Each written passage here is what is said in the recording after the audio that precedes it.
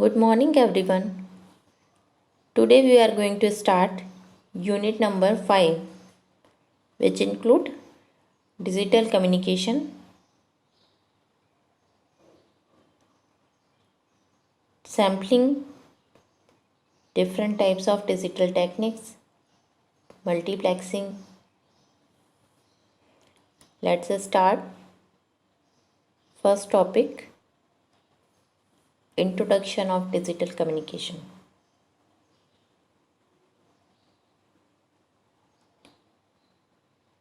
In digital communication, the information is transmitted in the form of digital. For this, we have to convert information into the digital form and then transmit it. First, the signal is converted into electrical form using input transducers. Then the analog signal obtained is quantized as well as sampled to get the digital signal. ठीक है, usually जो information available होती है कई बार वो electrical form में नहीं होती है, so we have to convert it into the electrical form. It may be analogue form. It is analogue form. So analogue form के बाद हमें क्या करना होगा, हमें क्वांटाइज करना होगा, हमें उसको सैम्पल्ड करना होगा. Then it will be converted into digital signal. What is the need of digitization? The necessity of the digitization. Analogue form में हम जब यूज़ करते हैं तो कई सारे इश्यूज़ होते हैं. समटाइम्स उसमें नॉइज़ अफेक्ट करता है काफ़ी ज़्यादा. ठीक है, तो यहाँ पे काफ़ी सारी प्रॉब्लम्स सॉल्व हो जाती हैं. The conventional method of communication used analog signals for long distance communication, okay, which suffer many losses such as distortion, interference and other losses including security. ठीक है, मतलब यूजुअली एनालॉग कम्युनिकेशन यूज़ किया जाता था पहले लॉन्ग डिस्टेंस के लिए, long distance communication के लिए, सिग्नल को ट्रांसमिट करने के लिए.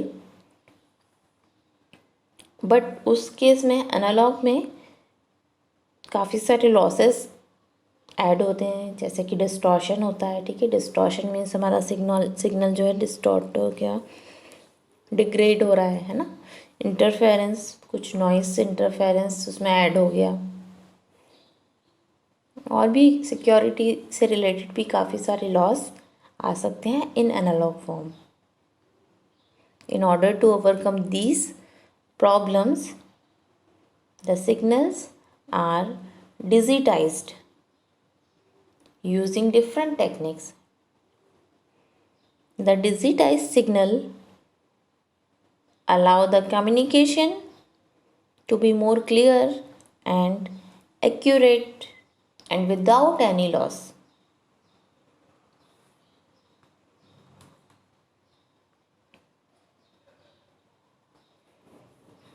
So, advantages of digital communication. The effect of distortion, noise, interference is much less in digital signals as compared to analog.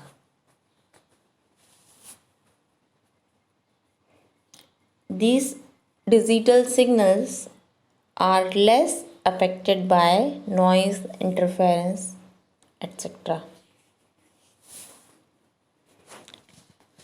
Digital circuits are more reliable than analog one. Digital circuits are easy to design and cheaper than analog circuits.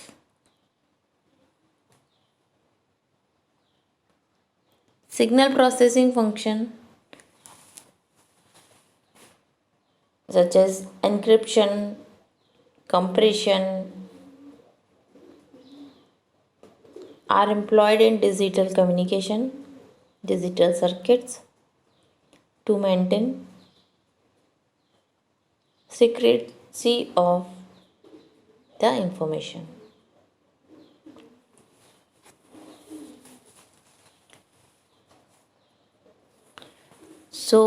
Signal processing function भी हम यहाँ use करते हैं, encryption use करते हैं, compression करते हैं, जिससे सिक्योर रहता है.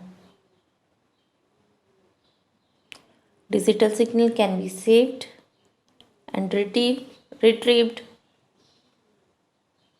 conveniently than analog form. Capacity of channel जो है, चैनल मीन्स द मीडियम जहाँ से हम सेंड कर रहे हैं, ठीक है, जहाँ जिस बात से हम सेंड करना चाह रहे हैं चैनल हो जाएगा यहाँ पे. So capacity of channel is effectively utilised in digital signals. What are the elements which we are going to use in digital communication? This is the block diagram of a digital communication which include different elements for digital communication.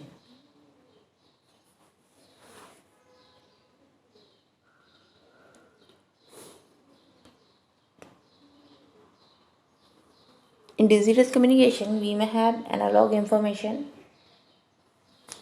and the output side, output signal will be again analog in form. Analog in analog form. So start from here. Source is nothing but it is information source. It can be microphone, images, videos, etc. So it may be analog in form.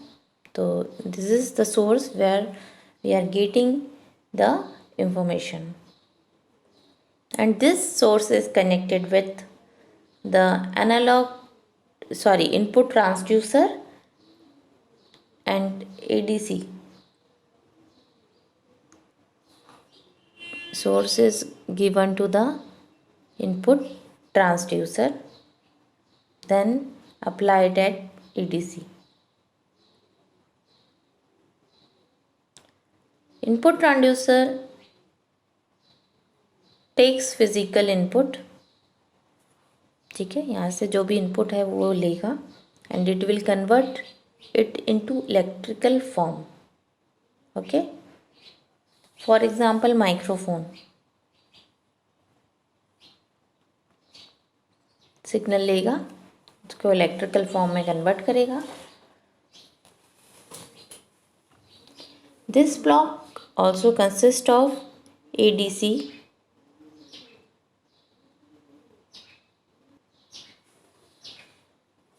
ADC is used to convert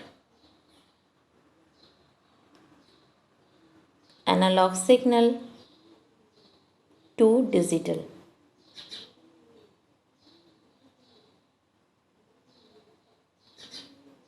Then the next block is source encoder.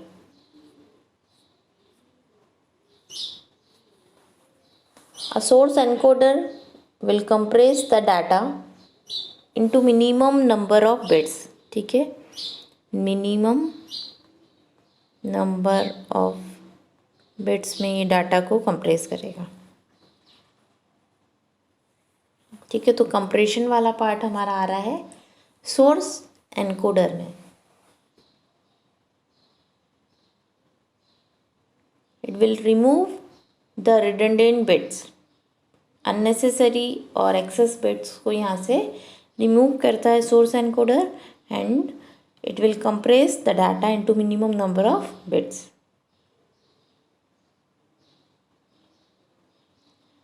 This process will help in effective utilization of the bandwidth. जो भी हमारा signal का bandwidth है, जो भी channel bandwidth है, उसको proper use करेगा ये. After this, the next block is channel decoder. The next block is channel decoder. Channel encoder. The channel encoder does the coding for correction. ठीक है, for correction purpose we are going to use channel encoder. During the transmission of the signal, noise can be affect the channel. The signal may get altered. So to avoid this, the channel encoder add some redundant extra bits to the transmitted data, and these are, यहाँ पे जो हम extra bits add करेंगे, these are error correcting bits. ठीक है, source encoder का काम था कंप्रेशन का. ठीक है, कंप्रेशन में रिडंडेंट बिट्स को रिड्यूस किया. देन चैनल एनकोडर का काम है एरर करेक्शन का.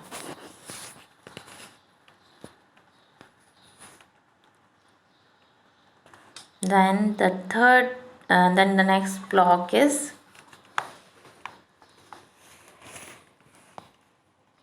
digital modulator. The signal to be transmitted is modulated by a carrier. Modulator means यहाँ पे हम हमारे सिग्नल को, फॉर एग्ज़ाम्पल हमारे पास यहाँ पे कोई भी सिग्नल है ना, मान लो ये हमारा कोई सिग्नल है. कहीं पे भी मॉड्यूलेशन का मतलब ये होता है कि हमारा एक सिग्नल है, उसके साथ हम कुछ हाई फ्रिक्वेंसी सिग्नल के साथ उसको ट्रांसमिट करते हैं. ठीक है, तो ये हमारा होता है कैरियर सिग्नल और ये हमारा होता है मैसेज सिग्नल. ठीक है, तो हम एग्जैक्टली करते क्या हैं, मैसेज सिग्नल को ट्रांसमिट करते हैं किसके साथ, कैरियर सिग्नल के साथ. और ये कैरियर सिग्नल जो होता है ये हाई फ्रिक्वेंसी का सिग्नल होता है.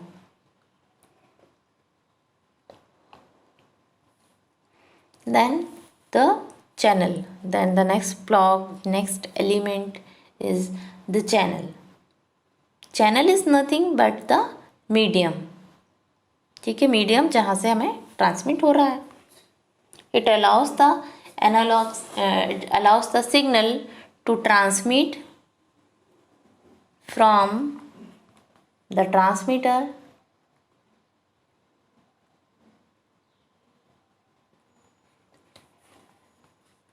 to the receiver.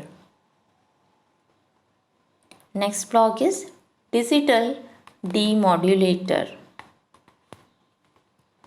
This was the transmitting side. Now we are starting at,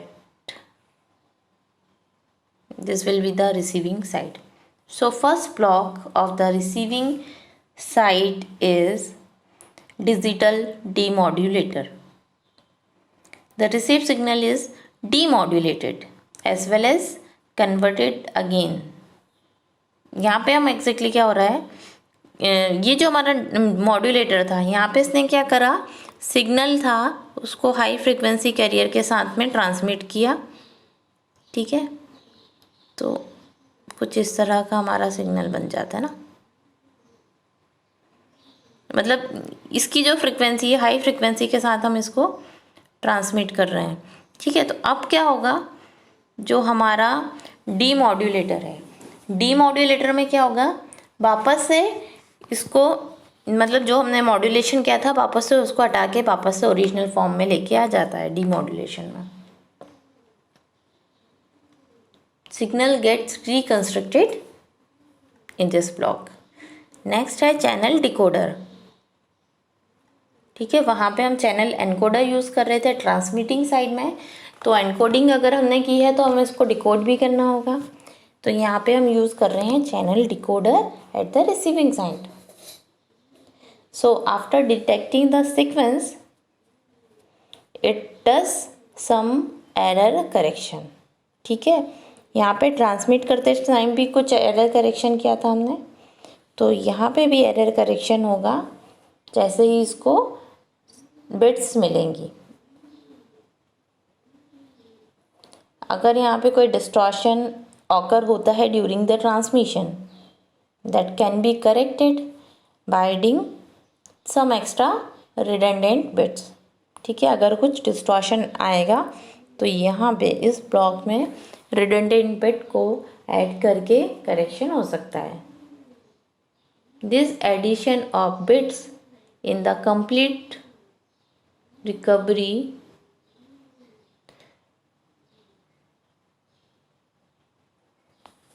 help करता है। ये यहाँ पे बिट को ऐड करेंगे अगर हम, तो ओरिजिनल सिग्नल को रिकवर करने में हेल्प करेगा।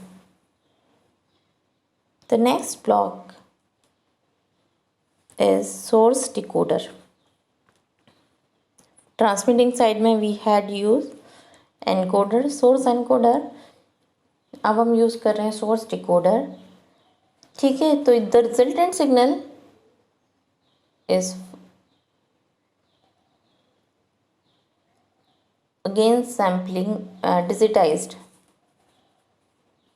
The source decoder recreate the source output.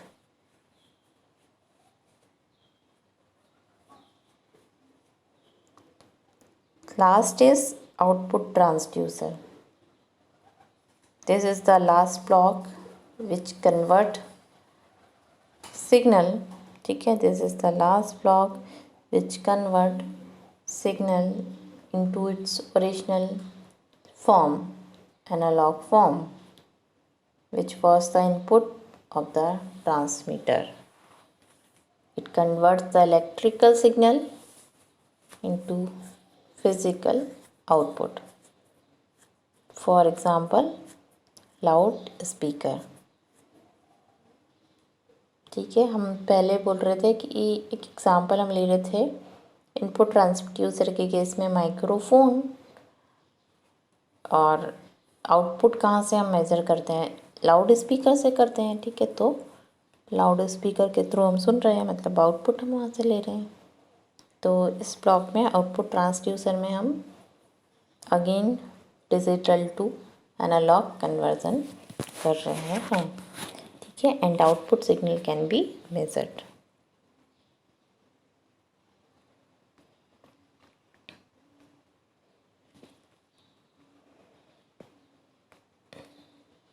I have already discussed these slides.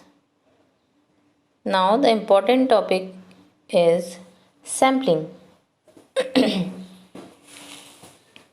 What is sampling? Sampling is the process of measuring the instantaneous value of continuous time signal in discrete form. या फिर हम ये कह लें कि sampling is the process of converting continuous time signal. ठीक है, जो कंटिन्यूस टाइम सिग्नल है उसको डिस्क्रीट टाइम सिग्नल में कन्वर्ट करना, कंटिन्यूस टाइम सिग्नल को डिस्क्रीट टाइम सिग्नल में कन्वर्ट करना। ठीक है, that is sampling. Sample is a piece of data taken from the whole data which is continuous in the time domain. Signal को हम sample कर रहे हैं यहाँ पे।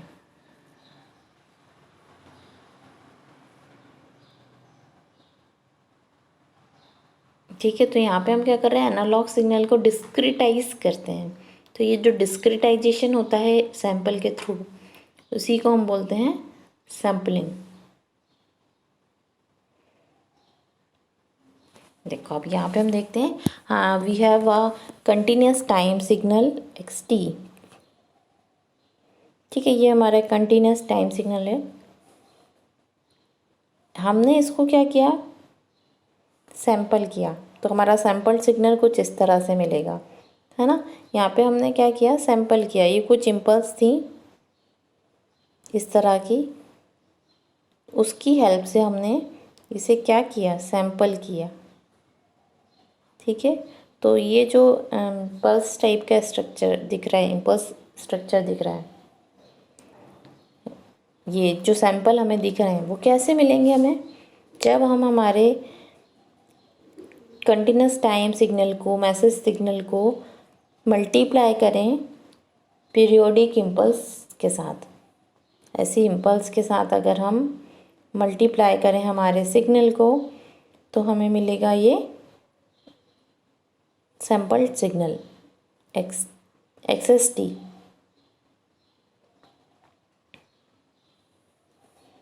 सैम्पलिंग रेट, सैम्पलिंग रेट बहुत ज़्यादा मैटर करती है। जब भी हम सैम्पलिंग करेंगे तो सैम्पलिंग रेट का काफ़ी यूज़ है। ठीक है, क्यों, क्योंकि जब भी हम किसी एनालॉग सिग्नल को डिजिटल में कन्वर्ट कर रहे हैं, तो उस केस में हमें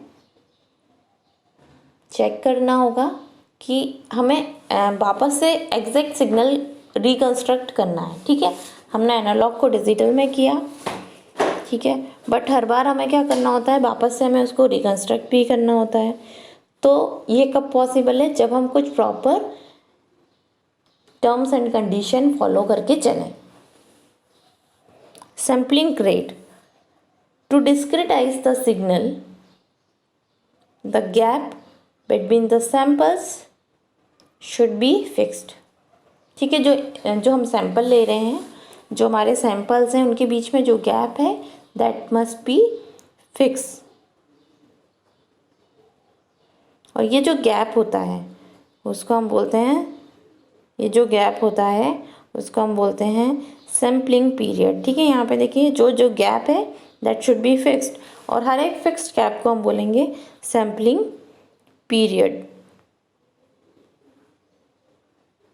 ठीक है, sampling period that can be denoted as TS. ठीक है, sampling period, and frequency is just reciprocal of the sampling period. तो sampling frequency will be fs is equals to, fs is sampling frequency, ts is time period. तो fs is equals to 1/ts।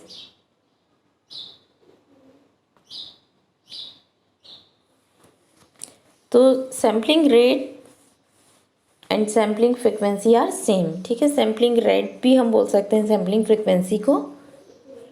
So it denote the number of sample taken पर second और for a finite value. Nyquist rate, suppose हमारा एक signal है, ठीक है, उसकी जो मैक्सिमम फ्रिक्वेंसी है वो क्या है, एफ मैक्स है।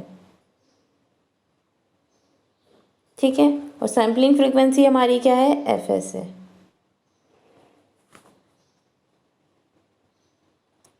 हमारा जो भी हम जो कर रहे हैं, हम सिग्नल को कन्वर्ट करना चाह रहे हैं, सैम्पल कर रहे हैं, तो सैम्पलिंग जो भी है, सैम्पलिंग जो फ्रिक्वेंसी होती है वो हमेशा ग्रेटर और at least equal to 2f max होना चाहिए। ठीक है, maximum frequency twice of maximum frequency से हमेशा ग्रेटर हो और एटलीस्ट इक्वल तो होना ही चाहिए। ठीक है, तो जब भी fs जो हमारी सैम्पलिंग फ्रिक्वेंसी है वो हमारी सिग्नल की मैक्सिमम फ्रिक्वेंसी के इक्वल है अगर, तो this is called the Nyquist rate. ठीक है, this is the Nyquist rate. ठीक है, सैम्पलिंग में नाइक्विस्ट रेट मिनिमम मिनिमम ये कंडीशन होना चाहिए कन्वर्जन के लिए।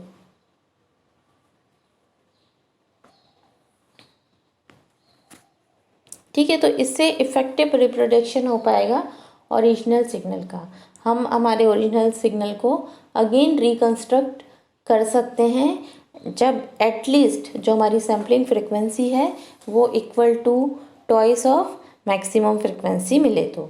ठीक है, this is the Nyquist rate.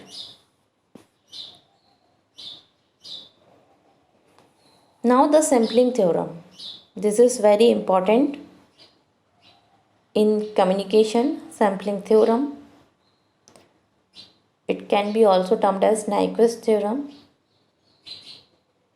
It states that a signal can be recovered exactly from its samples if the sampling rate fs, sampling frequency, is greater or equal to the twice of the maximum frequency f max। ठीक है, दो term हमने देखे, एक sample जो थे हमारे उसकी सैम्पलिंग फ्रिक्वेंसी थी एफ एस, दूसरा है हमारा जो हमारा सिग्नल है उसकी मैक्सिमम फ्रिक्वेंसी एफ मैक्स। ठीक है, तो हमारा थ्योरम का मतलब यह है कहने का कि जो हम सिग्नल को रिकवर करना चाहें एग्जैक्टली ओरिजिनल फॉर्म में, उसके लिए कंडीशन क्या होना चाहिए, हमारा जो सैंपल है वो अगेन रिकंस्ट्रक्ट हो सकता है but sampling frequency should be greater than और equal to twice the maximum frequency. ठीक है, तो ये कंडीशन हमेशा फुलफिल होना चाहिए, अदरवाइज सिग्नल का लॉस होगा। Therefore for proper production of the signal from its sample the sampling frequency must be at least twice of the maximum frequency of the message। ठीक है, तो हम सैम्पलिंग कैसे कर रहे हैं, मैंने बताया कि हमारा जो सिग्नल है उसके साथ हम किसको मल्टीप्लाई करा रहे हैं, हमारे इम्पल्स सिग्नल को, तो हमारा सैम्पलिंग ऑकर होता है। ठीक है, यहाँ पे इस फिगर में एक्स टी जो है, x T is the message signal, continuous time signal is xt, this is a continuous time signal and इसकी जो फ्रीक्वेंसी है वो कितनी है, मैक्सिमम फ्रीक्वेंसी वो है एफ मैक्स। तो सैम्पलिंग ऑकर कैसे होगा, सैम्पलिंग हम करेंगे कैसे, हम इस एक्स टी के साथ क्या मल्टीप्लाई कराएंगे, we will multiply x t with and impulse train. ठीक है, ये क्या है, ये इम्पल्स ट्रेन्स है ना, तो हम इस इम्पल्स सिग्नल के साथ हमारे एक्स टी को, मैसेज सिग्नल को मल्टीप्लाई कराएंगे मल्टीप्लायर में with the help of multiplier. तो ये जो वाई टी है this is the sampled signal.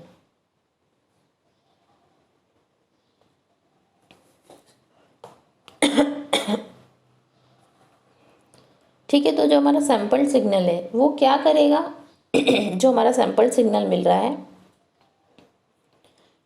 इसका जो पीरियड है वो क्या पीरियड है, इन इम्पल्स का जो पीरियड है वही पीरियड ये फॉलो करेगा, टाइम पीरियड।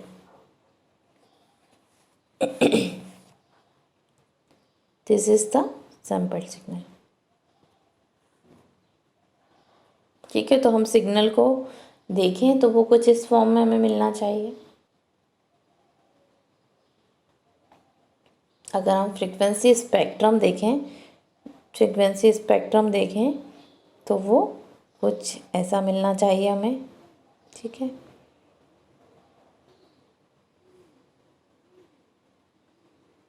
अब हम देखते हैं कि हमारी सैम्पलिंग फ्रीक्वेंसी को हम वेरी करते हैं चाहें तो हमारे सिग्नल की जो फ्रीक्वेंसी स्पेक्ट्रम है उसमें क्या क्या चेंजेस आते हैं।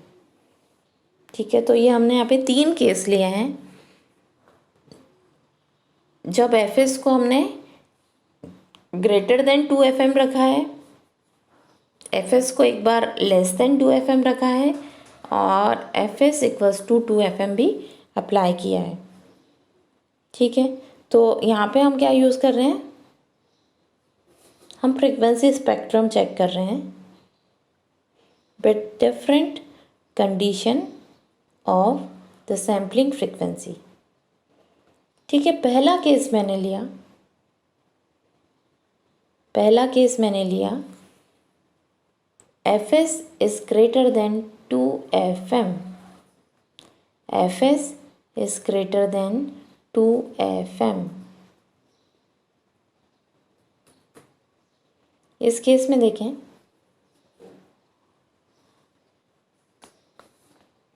इसको हम बोलेंगे ओवर सैम्पलिंग।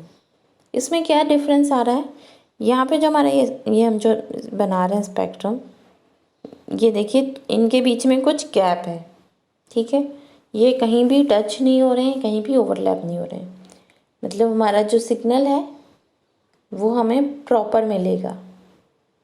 ठीक है, इसीलिए हम बोलते हैं कि sampling frequency should be greater then twice of F max. तो ये वाली कंडीशन हमारी काफ़ी मतलब अच्छी कंडीशन कहलाएगी। एक्चुअल कंडीशन होना चाहिए इसी तरह का, हमें इसी तरह से हमें सैम्पलिंग करना चाहिए जिससे हमारा डिस्टॉर्शन ना हो, लॉस ना हो, सिग्नल का लॉस नहीं होगा। सेकेंड टाइप है अंडर सैम्पलिंग। अंडर सैम्पलिंग कब ऑकर होगी, जब हमारा fs मतलब sampling frequency less than twice of F max हो रहा है। ठीक है, तो इस केस में क्या होगा, यहाँ पे ओवरलैपिंग ऑकर हो रही है। यहाँ देखिए, ये हम ऐसे में कर रहे हैं ना, तो ये यहाँ पे कुछ ओवरलैपिंग है, ये कुछ ओवरलैपिंग है इस पॉइंट पे। तो ये ओवरलैपिंग ऑकर नहीं होना चाहिए क्योंकि यहाँ पे सिग्नल का लॉस हो रहा है ना, यहाँ पे सिग्नल का लॉस हो रहा है। इस कंडीशन को हम बोलते हैं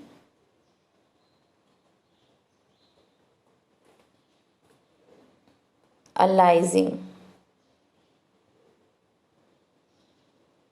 इसको हम बोलते हैं अलाइजिंग।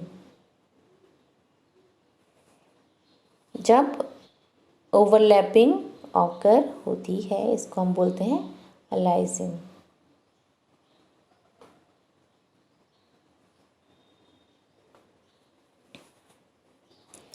लास्ट केस है when fs is equal to 2fm। यहाँ पे हमारा जो स्पेक्ट्रम है वो देखिए इस तरह का हमें मिल रहा है, मतलब ये टच नहीं हो रहा है, मतलब सिर्फ टच हो रहा है, ओवरलैप नहीं है ना। तो एटलीस्ट हम यही बोलते हैं कि हमारा जो हम सैम्पलिंग कर रहे हैं तो एटलीस्ट हम नाइक्विस्ट रेट को फॉलो करें। नाइक्विस्ट रेट क्या होती है, fs इक्वल्स टू 2fm। ठीक है, तो ये मिनिमम रेट है सैम्पलिंग के लिए। ठीक है, या तो एटलीस्ट ये कंडीशन होना चाहिए, बट हमारी रिक्वायरमेंट होना चाहिए ग्रेटर की, जिससे हमारा सिग्नल लॉस नहीं होता है।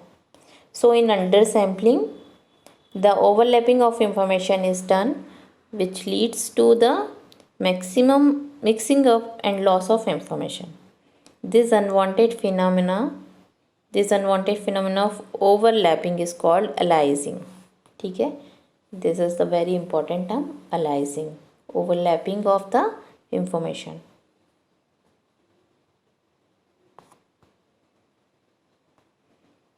सो आज के लेक्चर के लिए इतना ही, sampling and introduction. Thank you.